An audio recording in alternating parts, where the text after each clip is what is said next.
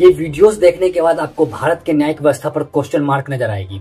मैं बात इसलिए ऐसे आज कर रहा हूँ क्योंकि ये मामला छत्तीसगढ़ का है। छत्तीसगढ़ के एक जोगेश्वर सिंह का मामला आया है। इस मामले में वो ट्रांसपोर्ट कॉर्पोरेशन में जॉब करते थे और इनके ऊपर इतनी बड़ी रकम का आरोप लगा और इतनी बड़ी करप्शन में ये पकड़ा गए और इनके करप्शन का जो अमाउंट था वो 100 रुपए थे। जी हाँ दोस्तों, ये बिल्कुल 100 रुपए, आपने बिल्कुल सही सुना।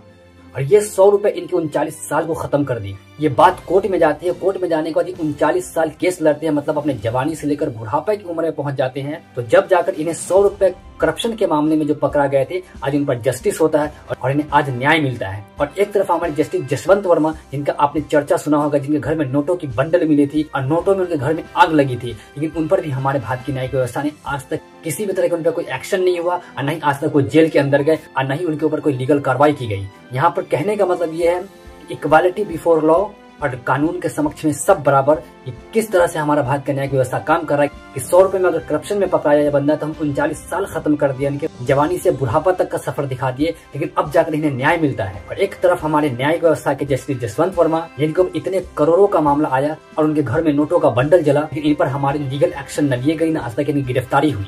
क्या this is called equality before law? क्या ये बेस्ट एग्जाम्पल है हमारे article 14 of the Indian constitution के? इस देश में अब जितने बड़े करप्शन करेंगे उतने मालदार होंगे, जितने कम करप्शन करेंगे और अगर पकड़ा जाते उसके अंदर तो आपकी जवानी से बुढ़ापे तक का सफर खत्म हो जाएगा, लेकिन आपको न्याय व्यवस्था कभी नहीं मिल सकती। और अगर मिले भी तो ऐसे वक्त पर मिलेगा कि आपकी सारी जवानी खत्म, आप बुढ़ापे के कगार पर पहुंच चुके हैं। और ये सवाल और ये स्टोरी भारत का हर आज एक जनता पूछ रहा है कि क्या भारत में अब कानून व्यवस्था बची भी है या नहीं बची है।